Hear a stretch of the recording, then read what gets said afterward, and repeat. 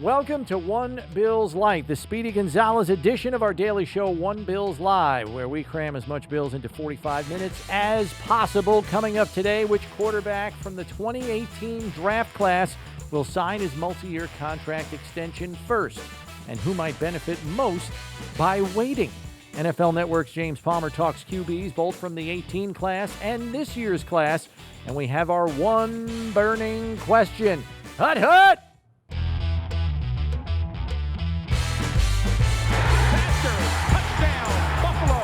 And it's Steve Tasker who has been all over the field. Kind of unique. He was kind of a dual-role player for you.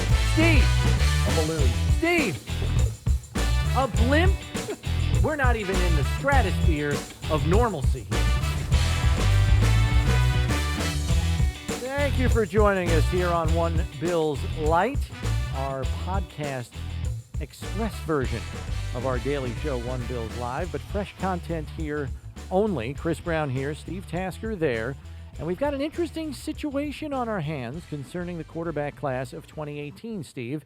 Baker Mayfield, Sam Darnold, Josh Allen, Lamar Jackson.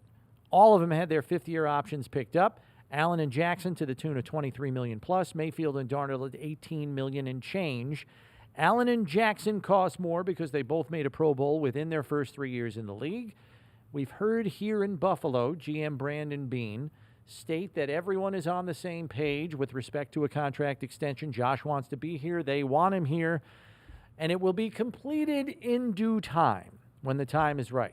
The case likely holds true for Mayfield and Jackson as well with the Browns and Ravens respectively. Sam Darnold's situation is different, as we know. He's now in Carolina. They got to kick the tires, see how he does, yada, yada, yada. Mm-hmm. So when you add it all up, one Stephen A. Tasker, which quarterback do you think gets a contract extension done first? It's tough. I think the first one to do it is going to be Baker Mayfield. I think even though he's got some questions about how good he's going to play, he's going to have another year under the belt with maybe a better offseason in Stefanski's offense. I think he may get out of the gate with a little bit more oomph compared to where he was a year ago. Mm-hmm. Now, his last 8 games last year, 15 TDs, two picks. I mean, he strided out in the second half of last year. He was a big difference maker for them. But he's got a good team around him. Mm-hmm. And the Browns are going to find out whether he can do it. And given the history of the Browns and the public pressure there's going to be to make sure they don't go down that list of 20 quarterbacks before they find the guy. They've gone through more quarterbacks than the Bills did. There's going to be immense pressure to get him signed and done. So I think, and plus he was the first guy drafted in that class. I think it also speaks to the urgency of which one of these clubs gets their guy done faster in a market that is constantly rising for quarterbacks. Yeah. I took the time to look at the cap space that each of these 4 teams would be looking at in 2022. Mike Giannitti, our good friend at Spot Track, I checked his numbers. Baltimore, $24 million in cap space. Buffalo, $8 million over. Cleveland, $9 million over. And Carolina, $41 million in cap space. I think the situation in Carolina is too difficult to discern and probably will still be the case even next year. I could see the Panthers having Darnold play out his fifth-year option and then decide, maybe somewhere in the course of that 2022 season. Maybe it's 4 weeks in. Maybe it's mid-season. Maybe it's after the 5th season, but I think he's last in line. Yeah, here's another thing as well. They don't have to all have it done in the next 12 months because in 2022, Carolina's only spent $150 million they've got tied up. Baltimore, $168, Buffalo, $200, Cleveland, $203. So Buffalo, Cleveland have the most committed past this season. Carolina, Baltimore don't have any. And let's not forget, Lamar's the MVP. If you're going to go in order of how, what kind of pedigree these guys have in the NFL now, Lamar leads the bunch. Yeah. And I know you picked Baker as first in line. I'm going to pick Lamar just because of the way Baltimore does business. Yep. They extend players young and early, often in their careers, to get them locked up long-term sooner rather than later. That's just been a modus operandi for them. And I think because Lamar is a little bit different from the other three in terms of what he does, some people might think the negotiation would be more difficult. I think it's easier because he's an entity unto himself. Yeah. And I think the Ravens will say, well, we can't really compare him to anybody else. This is what we think the value is. And then his representation will say, well, we think this is what the value is. And they won't be really doing any comps out there because there aren't any. Right. And I think because of that, they'll be able to find common ground sooner, and I think it gets done first. Not only because of that, but because they do have some cap space to work with already.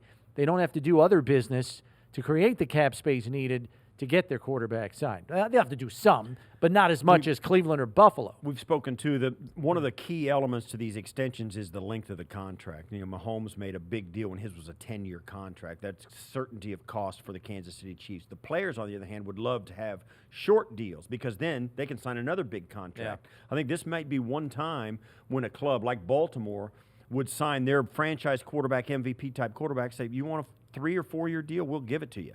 Because you running around, even if you're 4-3, taking the pounding you are, and our passing game still hasn't taken that next step level, we're not committed to you long term. And if you continue to improve, we can sign you to an extension any time in that 4 years. But we also don't have to at the end of that 4 years.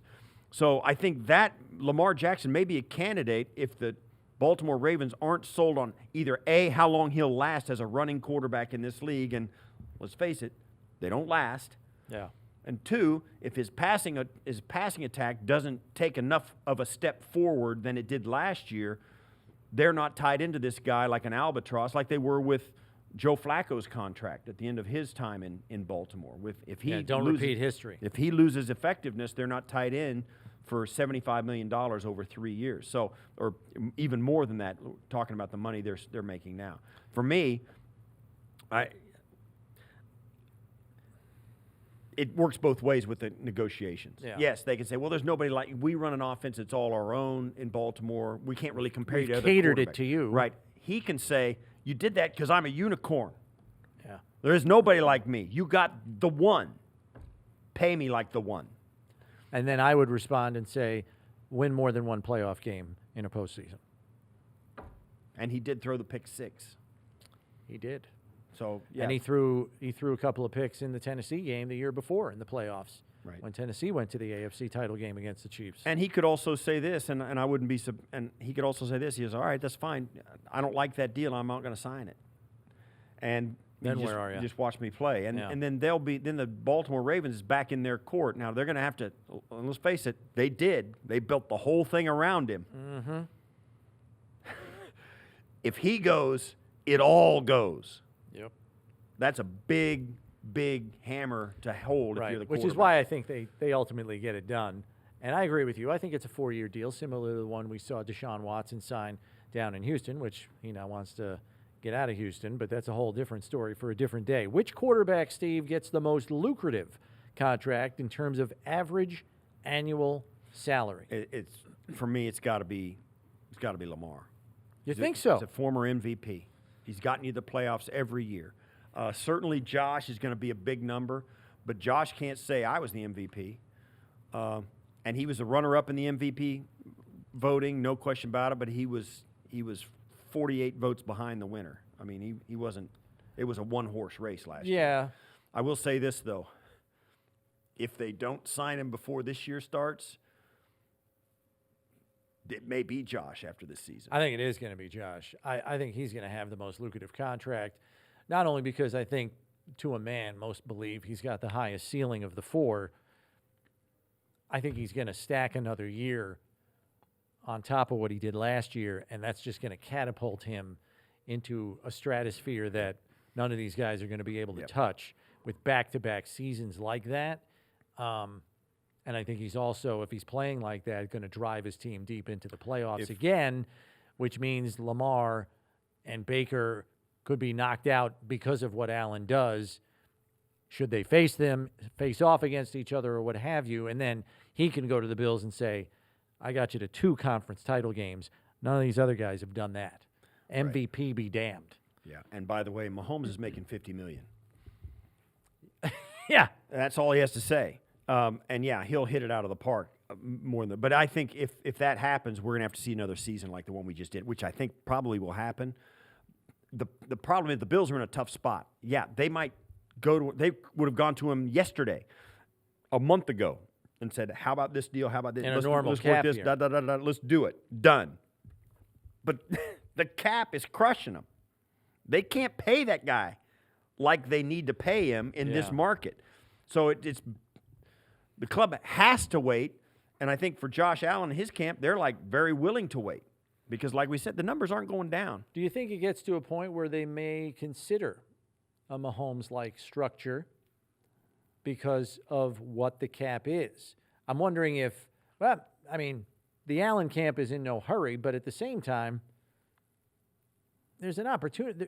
You could argue you're also losing money by not signing now. And can you even open the door to a Mahomes-like structure because of the restrictive cap, not only this year, but it's still not going to be where it's supposed to be next year? That's all up to Josh and what he decides. If he wants to give the team that and push his money down the road, but it'll be all about the guarantees. I mean, if I do this, you're going to guarantee me this, and this back in the back end down the line, and it's going to come back to me. That may be part of it, but that's up to Josh himself. But that contract of Mahomes is out there, and it did make a lot of sense for the Chiefs to get their cost certainty in line. Yeah, and they're gonna pay him a big chunk of money in 2027, a big balloon payment. So he gets that all pushed out there, but he's getting it. There's no two ways about it. That money's coming to him. So when he signed the deal, he knew, even though he was locked in for a decade and the quarterback market may go out through the roof, it doesn't matter if he has an accident and loses a hand, he still gets the money. I mean, he's injury guaranteed, career guaranteed, everything. That money that's guaranteed to him is coming to him. So for him, that's a great peace of mind. It's a smart move on both sides for me. $50 million a year on average. And right now, there's no way he's not seeing all of it. It may change down the road. It could change in a year. It could change pretty quickly. But right now, everybody's happy with that deal. An interesting discussion, and it's going to get interesting with each passing month as it gets closer and closer to 2022, what the cap looks like for sure. Fans in the stands, revenue for the league, all of that stuff. They're going to be lining up, and who's first in line, who's last in line, who's getting the most money. It's going to be very compelling stuff. Time, though, now for our numbers game where we quiz Steve.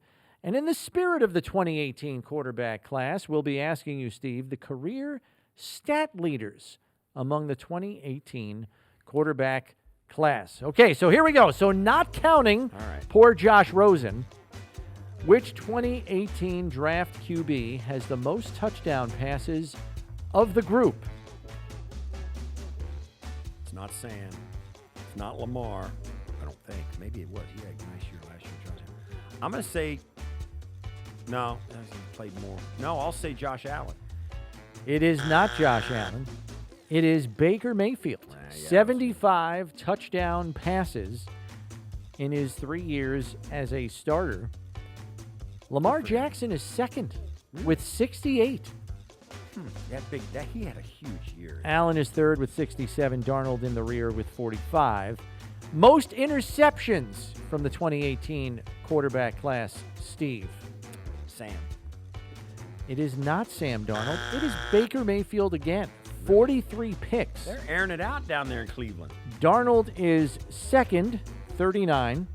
Allen third, 31. Jackson with 18. Right. Doesn't throw many because he doesn't throw a lot. Right. Okay. All right. Best passer rating of the 2018 quarterback class, Stephen A. Tasker.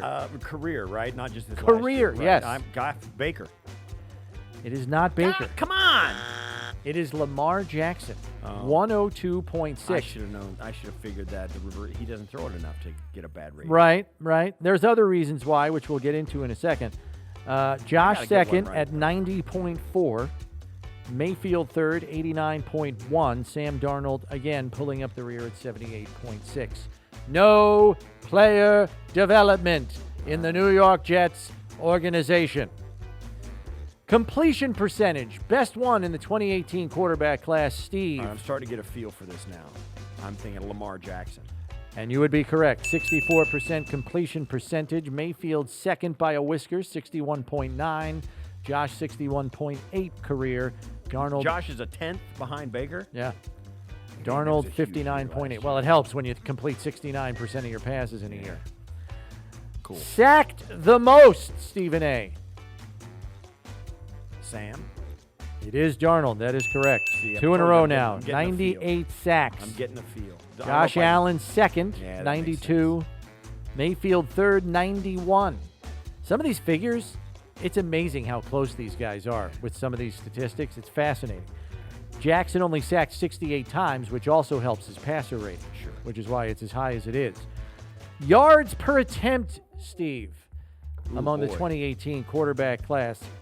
Who is throwing it the deepest, the most on It's yards gotta per be- attempt? I got to say Baker. It is not Baker. It is Lamar. 7.5. Again, not a lot of attempts. Oh, I So when he guess- does throw it Gosh deep, darn, the I number gotta remember goes that. up. I got to remember. Allen that. at 7.2. Mayfield at 7.1. Really? These numbers are like airtight, some of these numbers. Wow. It's fascinating. And finally, total wins for the 2018 quarterback class. Who has the most total victories as a starter? Lamar has the most wins. It is correct. It is Lamar with 30. Right. And then I would say 30 he's got. Yep.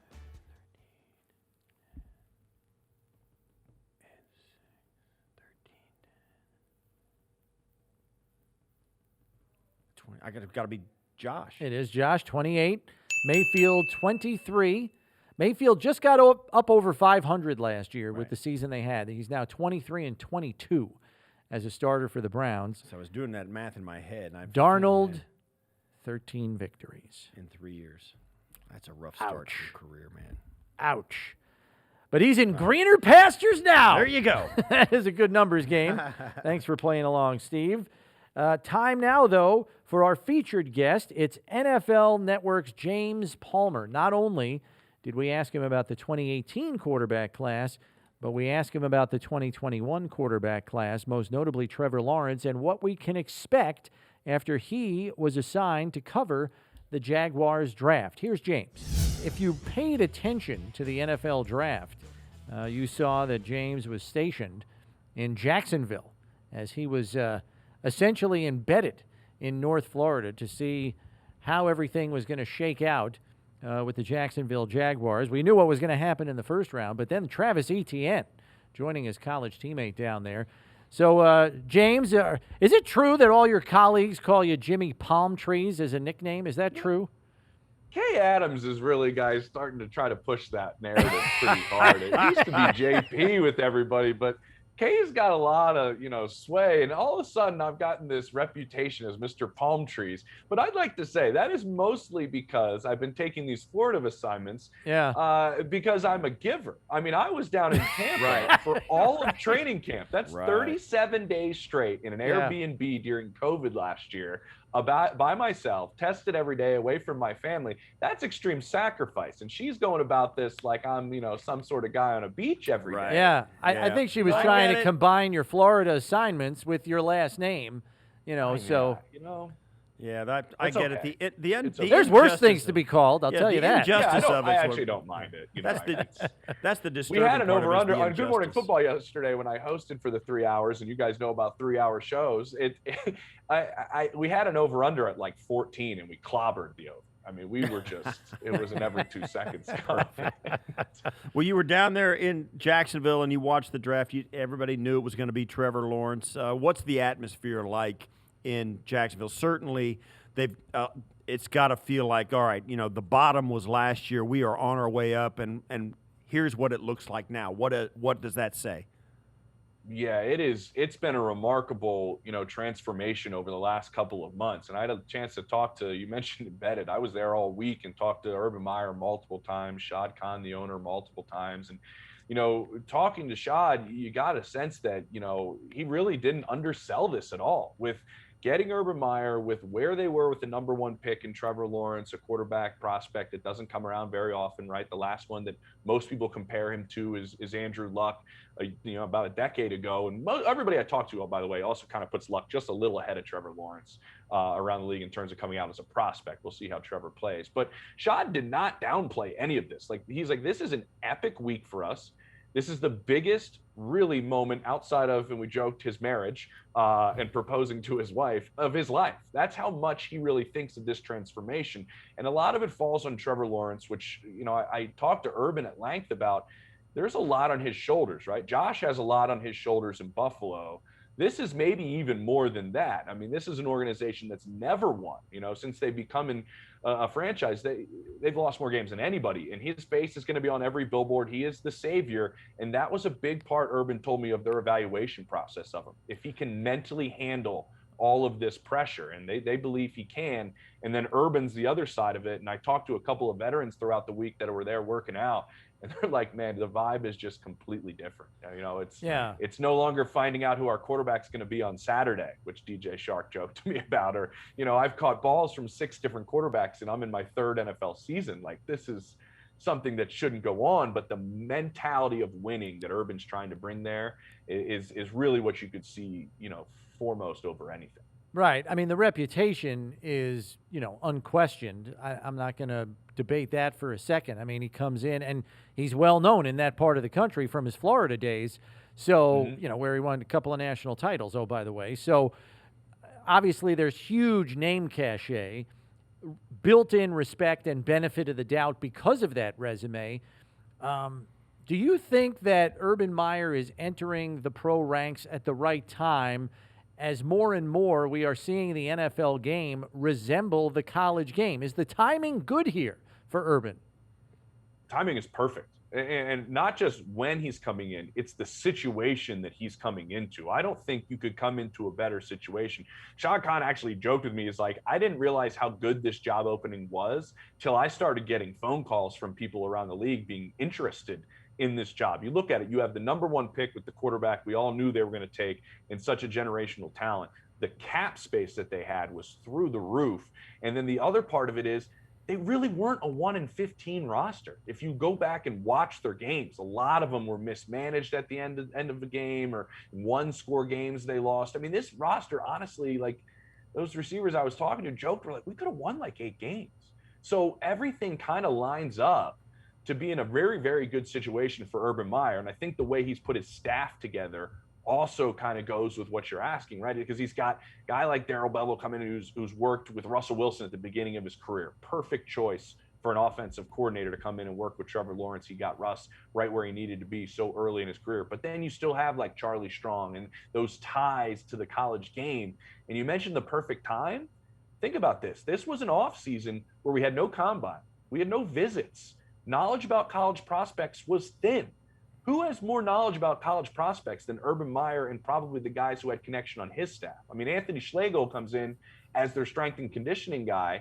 He's been with Ohio State for the last 7 years. You don't think that fraternity of strength and conditioning coaches in the college game that he has the Rolodex to flip through are going to shoot him straight about prospects in a time when everybody's searching for information? So I think this was the perfect transition in a draft with so many questions involving prospects. Well, we here in Buffalo have been down the road of searching for a quarterback, and they've obviously found their guy in Josh Allen. He came out in the 2018 draft along with 4 other guys. You've got Lamar Jackson, already been an MVP. Josh, who was runner-up in the MVP last year. And Sam Darnold, who's in a new, refurbished Carolina Panthers organization. And Baker Mayfield, who got the Cleveland Browns to the playoffs. 4 guys who seem to, with the exception of Darnold, seem to have found their level where their team is right now. Of these 4 guys, I mean, they all, they got their options picked up. Who signs their deal first, and what do you think those deals will look like? Well, we're not talking Josh Rosen? We're not putting. We are not today. Okay. Okay. We can do a segment on Josh. We can do a segment on Josh next time I'm on. Sure. But let's go through the guys, and this is just kind of putting together what makes sense, right? Let's go with the first one. And that's the guy in Buffalo and Josh Allen. I mean, you would say there's the fewest amount of question marks surrounding Josh Allen in what you need answered if you're one paying the bill of what's probably going to be the next $40 million a year quarterback, right? Because you've seen the progression, you've seen the patience, you've seen the growth, and it's the style of quarterback play with no questions on the durability, really. He has the size, the arm. You've seen the completion percentage go up every year and then catapult in year 3. You're seeing a natural progression of becoming one of the best players in all of football. Fewer question marks. I would assume a deal has a greater chance of getting done sooner. Lamar Jackson, let's go to the next probably best player out of that group. Well, he plays the position a little bit differently. And there's still the thought of, can you be a runner and can you be a thrower? Well, he's proven that you can be, and you can complete a lot of passes doing it, but he does it a little bit differently. And so I think that gives you a little bit more of a hesitation. I think a deal gets done for sure. I just think maybe that's probably the one that happens next. With Baker, I just think they want to see what happens in this next 2021 season, because really what you're banking on is those last 8 games, kind of, right? In Kevin Stefanski's system, where he threw 15 touchdowns to 2 picks. You're seeing him get comfortable in a system that's designed for him. I would think the Haslam's would like to see another year of that. But from my understanding is they think an extension's happening. And ownership believes an extension's happening. When that happens, that's kind of up in the air. He has a greater chance of maybe being after this year, as opposed to this potentially this offseason. And then Sam Darnold obviously has a lot to prove. If you go and look at what Carolina and Denver did with back-to-back picks there, they both had a shot at Justin Fields. Both liked him, to my understanding, a lot, but both of them passed. It's not because Sam Darnold's great. I think they're leaving their options open, as well as there could be some quarterbacks in the next year available. So I think his spot is a little bit up in the air. And then, again, we'll get to Josh next show. So Josh with Rosen, Josh Rosen, right. With respect to Josh, Baker, and Lamar, James, what we have here is a market that we know is only going up with each big quarterback deal that happens. Do you think that any one of those clubs would feel compelled to be the first to get a guy to sign on the dotted line so as not to be on the back end of an escalating market? And that's the cat and mouse game, right, of this. Because, I mean, if you're the Bills, you probably have the best of the bunch, even though he doesn't have an MVP. I think we all can probably agree. If you look at the trajectory of the next decade, you probably have the best of the group. And so probably Josh's representation is going, well, we want the biggest out of all of this then. But all 3 of them are looking at the Cowboys situation that recently went down, right? And getting it pushed down the road is something the Cowboys should have never done, and showed the rest of the league what ended up happening with Dak Prescott. So I do think getting a deal done sooner is probably more advantageous for the clubs. And then the players are seeing what happened with Dak Prescott. Obviously, nobody wants to go tag, whatever went down. But at the same time, I do think you have to be in a situation to where you go, we have the best player out of the group. We have a guy that is a generational talent that's going to be there. The number does keep going up. The Mahomes situation is an outlier. That contract is something we're probably not going to see from any of these other ones. But yeah, getting something done sooner is probably better for the club, and trying to wait just a little bit to see if you can get a gauge of where things are with the other 2 is probably what the agents are doing. Taking that a step further, though, James, you mentioned the Mahomes deal, and it is unique. There is no question about that. Hearing GMs in the league, including Brandon Beane here, already talking about not having a whole lot of confidence in the cap even getting to where it was last year in 2022, might that at least make the GMs in this league maybe try to just broach the subject of a deal being structured that way because of where the cap is going to be in 2022. I mean, I'm sure everybody feels by 2023, the new media deals kick in and the cap gets back to where they're used to seeing it with the increases they're used to seeing as well. But in 2022, it's not sounding like that's going to be the case. I mean, we have GMs saying we may not even get to 200, for 2022. Yeah. So how much does that open the door for GMs to at least propose to these quarterbacks, agents, hey, can we at least discuss getting unique or creative much the way the Chiefs did? Yeah, those conversations are all happening, but the way it goes back and forth is, and also, some of those are going, well, let's go longer so we can push some of the majority of your money, and we're going to give you guarantees. We want you to be our quarterback, to when we have a larger portion of a salary cap to give you. And the number is higher because you're mentioning what's happening in the next 2 years, and that's accurate. But at the same time, what all these players, a lot of them outside of Patrick Mahomes, are fighting is, I want a new opportunity for a contract around the age of 30, not on the wrong side of 30, right? And most of these guys, I think Josh is going to be 25 in May. How do I know that? I think that's right. Yeah, right. I think his birthday's tomorrow. Yeah. Is it tomorrow? It's right around here. It's late May. Yeah. Yeah, we're super sensitive to this kind of stuff here. I think I'm waiting for him to send me a text about the actual day of his birthday and how do you know that? It's tomorrow. But all these guys are like at that 25 range. They're going to want a chance for another pay because, if you look at where they all stand, they all know the money's going up. They all know the new deals are kicking in. Well, the thought process usually at the position is, I want another deal at 30 and not the wrong side of 30 so I can get another big contract, as opposed to what Patrick Mahomes did. So that's the back and forth because you're right. Some of these teams want to go a little bit longer, but some of these players do want to go shorter so they can get paid again, because the market might be entirely different when you're locked into one of these deals long term and you start seeing people pass you that you're better than. That's kind of something that irritates a lot of players. Yeah, and the creativity behind the Chiefs deal with Pat Mahomes, it's unprecedented, really, but it is. Yep. It's a 10-year deal, and it does average $50 million a year. He's got a lot of incentive, a lot of guarantees in it, but he doesn't really receive too much money until the back end of the deal. At least 5 years into this deal or 6 years into this deal, he gets some $60 million balloon payment in 2027. That's a long way out, but he does get a ton of money guaranteed. How creative, do you see these teams being, particularly when they can go to the players and legitimately say, listen, the pandemic crushed us. You got to help us here. And I guess it depends on every guy individually how receptive they are to that. But I think all four of these deals could be lucrative for all four of these quarterbacks, but they all could look really different. Yeah, and that's the thing that's changed with the Mahomes deal is the last question I was kind of answering in the sense of that was the structure, right? And that's what most guys wanted, and that's how it would usually go. And you were seeing deals just going like, all right, like let's break this down. And the Adam Schefters and Ian Rappaports are telling all of us that, this has $2 million more in guarantees. And, this, you just beat each guy just by a little as the deals get done. But now there's other avenues to explore. If you remember when Russell Wilson was going through his negotiations, he was trying to get a percentage of the salary cap, which is an avenue nobody wanted to go down, but he wanted to get a percentage of what the cap was.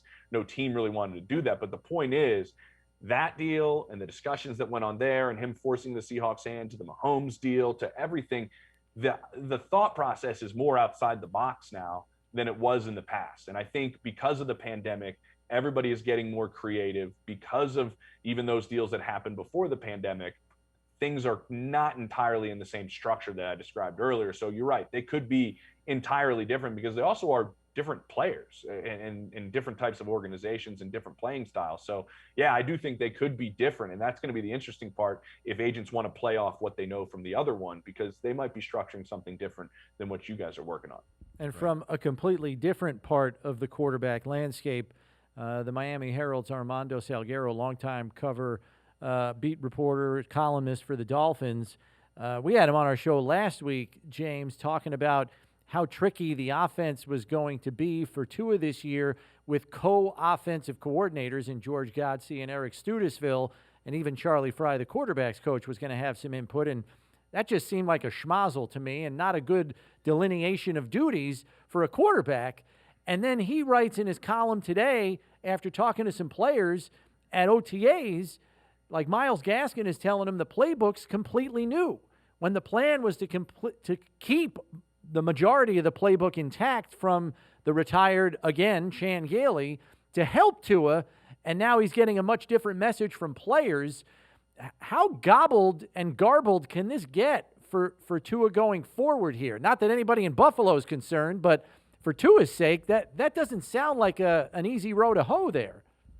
No, it doesn't. And it was easy. It wasn't easy to digest a lot of those words either. We were all over the map and a lot of words I didn't think I'd hear today, but I love it. You're right. And I know George pretty well, and I've spent time with both of them. And it was going to be an interesting setup, right? And that was going to be something we were all going to keep our eye on. But as little change as possible for young quarterbacks is usually what you're shooting for, right? And we were talking at length on NFL Network the other day about Justin Herbert, who lights the world on fire in his rookie season, and now he's going to learn an entirely new offense with Joe Lombardi coming in the Saints system this offseason, and now we're going to see what he can do in year 2, which is something you probably don't want to do when a guy plays really, really well. Well, it's something you also don't really want to do when you have questions about the guy either, right? I mean, that's what you're doing. You're almost creating, in my opinion, more questions about what your evaluation is of Tua when this goes on than you're creating answers. The same thing has happened to Drew Lock in Denver, where I'm sitting right now. The guy's had a different offensive coordinator every year of college and the NFL, except leading into this year. This is the first time he has the same OC twice in a row. Dang. Well, it doesn't make life very easy on a quarterback, specifically when they're young in the NFL, when you keep changing things for them. Sometimes you have to, and obviously in Miami they did, in Denver they did in those years, but it makes your evaluation of the player more complex. Because at the same time, we're hearing there's reports from my buddy Albert Breer of like they could land Deshaun Watson, and so all right, well then what is Houston seeing out of Tua? It's hard for them to evaluate him as well, right? So I think it does cloudy it a little bit in what you have in the player when things keep changing on him, and I think now it with those comments it's going to make you go, all right, well let's see what Tua can do, because this doesn't seem entirely very easy for him right now. Right. Last one from me, James, is it's about the NFL. It evolves all the time. They change the rules every year. It evolves. It becomes better. The fans love it even more. They tweak it to give the fans more of what they want, less of what they don't want. And this year they're putting in a 17th game. I see it as a stepping stone. I think they'll go to 18 games eventually. I think it'll be an 18-game regular season, a two-game preseason, and away they'll go. What do you think the biggest ripple effect will be from it's a little bit of a seismic shift. I mean, it's been 16 games for a long, long time. What do you think the ripple effects will be with the extended schedule? I think the first one that jumps out at me is it's actually a little bit easier to make the schedule in terms of who gets what games. And because now you have more games that are kind of your wild card games that you can throw to other broadcast teams, right? And so when that 17th game was added in this last scheduling, reports out of the league office were like, well, then, say Fox doesn't get this game, and well, then we can give CBS this game, and we can move this, and now you can move some games and get some matchups right now in this season is to me super, super interesting. If there was no 17-game schedule this year, we weren't going to get Patrick Mahomes versus Aaron Rodgers, which we assume Aaron Rodgers will be in Green Bay. But that game is not on the schedule. That was the added game for the Chiefs. Of the 16 AFC teams that get an added home game, they got the Packers added. So we are getting some matchups that we wouldn't have had as a bonus. But then when we go to 18, obviously things level out a little bit more. But at the same time, you're going to have more opportunities for national audiences to see the best players in the game. And I think that is a really good bonus. James, as always, thanks for the time. We appreciate you weighing in on the quarterback conversation. It's going to be something we're all going to have our eyes peeled on for sure. Who's first in line? Who's getting what? It's really compelling with these 2018 quarterbacks. Thanks very much. It is, and I snuck in Aaron Rodgers. I did. We got every conversation I have has to mention it. So I got it in. Well, we figured you'd be tired of that, so we've decided to go in a completely different direction. The over/under was 1.5, so you're still under. So. Thanks, James. See you, man. All right, Steve, we wrap up this edition of One Bills Lite with our one burning question. Which of these 2018 quarterbacks takes the biggest step with their game in 2021? Josh took a giant step last year, as we know. Who takes the biggest step in 2021? I think it's Sam Darnold. Okay. Greener pastures, a fresh offense, a fresh environment, fresh teammates. I think with the way Baker has I think we know who Baker Mayfield is. I don't know. I don't know what if Josh took a step similar to the one he took this last year. Oh my God! I don't know what that looks like.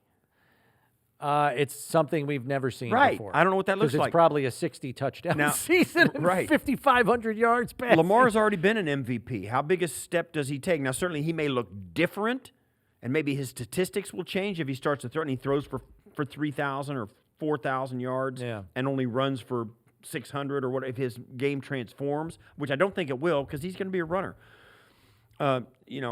Then maybe I could see Lamar doing it. But Sam Darnold, I think, is the guy that you and I, and we've sat here, and we got a lot of respect for him. We think I think he can play. There's a good quarterback in there.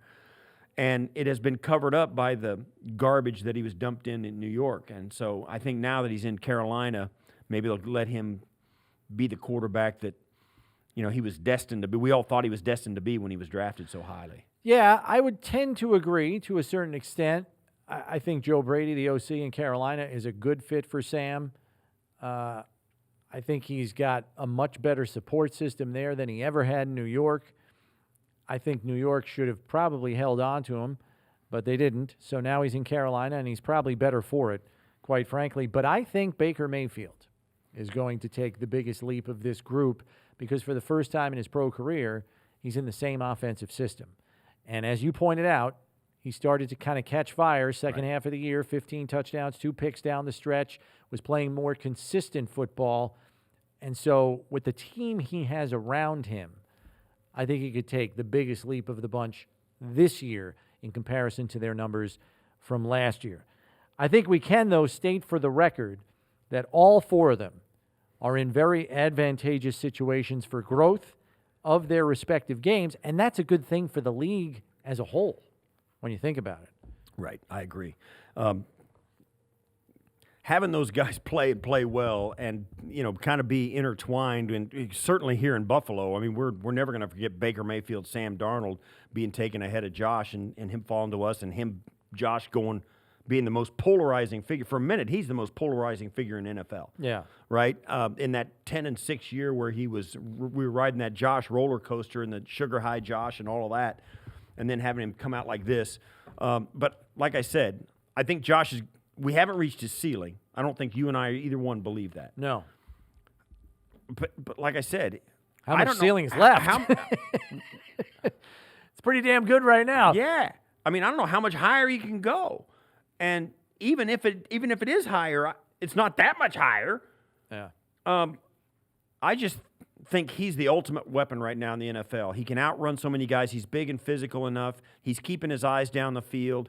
Some of the games he had last year, you go back and you just forget the small things. He was impossible to get off the field at times. He'd run around lasers back there. out He's there. throwing lasers out there. He's got Steph Diggs and Cole Beasley and Gabe David. Somebody's always open, and no matter where they are, he's darting it. Yeah.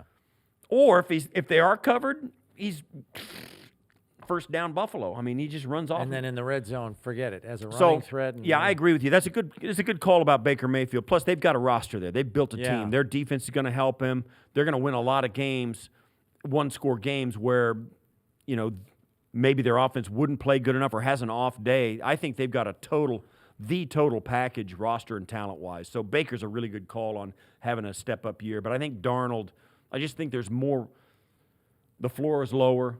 The step will be bigger, even if the ceiling, when he gets to that step, isn't as high as maybe what these other 3 guys were talking about. It's hard not to root for Sam Darnold a little bit, right? I mean, we all knew the situation he was in, and so now it's like the clouds have parted. The sun is shining. I don't want to overstate it because it's a more make an analogy to something that's more serious than football. It's like he was the guy that was wrongfully convicted. Yeah. And they proved he was innocent. The Jets don't select you. We hereby sentence you to the Jets. It's like he's like, oh my gosh, he didn't do that crime? Yeah. Turn the guy loose, right? Yeah. That's kind of Still got to curb the turnovers because that was a problem at USC too, not just with the Jets. But that's just decision making. That's coaching. That is nothing but coaching and system and player development and teaching a guy how to think and see it. Coaches do that.